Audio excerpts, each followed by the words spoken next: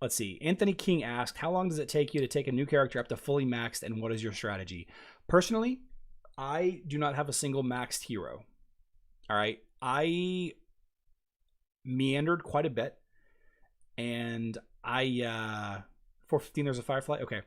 I meandered quite a bit around trying to figure out what team I wanted to use. It wasn't until about level 60 or 70 that I decided that I wanted to do a Kark team. And I almost have my Kark maxed out, and I've been playing for a little over a year. So it takes a while.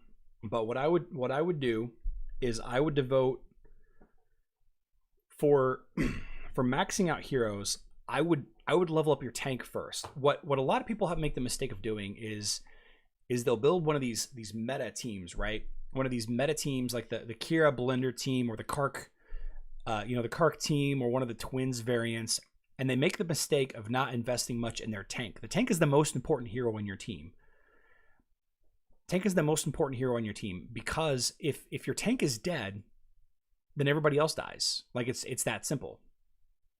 So you need to invest in your tank first. And what I did, what I would suggest everybody do, is I leveled up my Astaroth until my Astaroth was not the first person to die.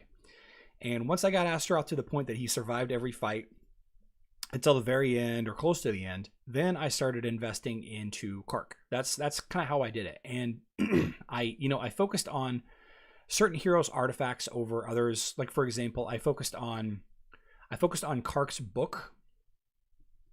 I focused on Kark's book artifact. Here we go. Go back in. Just go in here. I focused on Kark's book artifact because it increased his armor penetration. So I dumped all of my books into this, and all of my medals into, or medals are rings, right? All my medals into the ring of my tank to give him armor. Or I'm sorry, to give him more health. And all of my intelligence-based stuff I put into Martha. So it got to the point that I was devoting all of my materials to stay alive into my tank, and then all of my materials that dealt damage into my damage dealer Kark, and then all of my materials for healing into Martha, and then I slowly fill in the gaps in between. It got to the point that my top three, my Kark, my Astaroth, and my Martha, were by far not the last people to die. My Nebula and Faceless were dying much, much, much quicker. So it wasn't until then that I started focusing on other heroes. Now, I could take Kark all the way up. He's only orange +3. I have orange +4, and then red +1, red +2. So I still have a long way to go for Kark. But I don't want you guys to focus on the max. I use max texting on Facebook because that is the best. The best method for testing that we have. But I think that people focus too much on the damage dealer, or their favorite hero, which is okay. But then whenever they build these meta teams and they lose, they get discouraged, and there's reasons why you lose. So I hope that answers your question. Okay,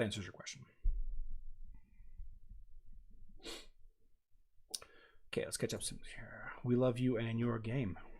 We do love this game. Feels like the intro to the new King Kong. And the camp approach. It's near camp approach.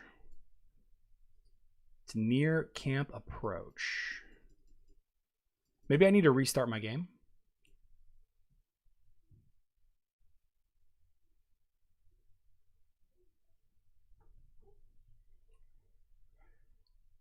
Yeah.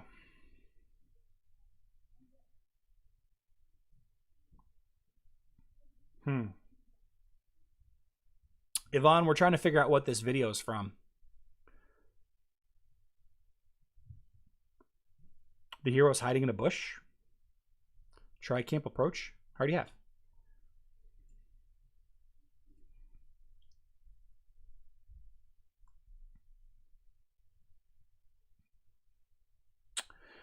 Tikala Lucian asks, what level can you autocomplete the tower on mobile? You have to get to level 90 and defeat it 7 times?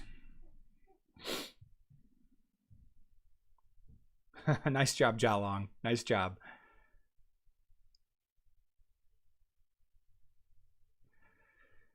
And I don't think it's camp approach.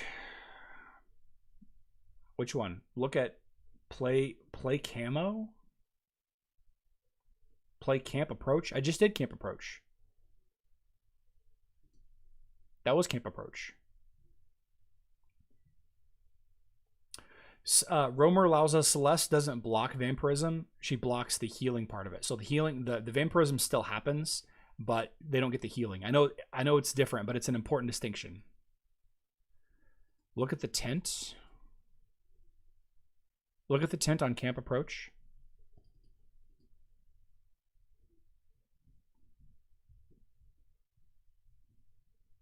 Oh yeah. Well, this tent, it's a little different. It's a little different. If you look at the tent, let's take a look at this again. So the hero's hiding in the bushes. Is that what's happening?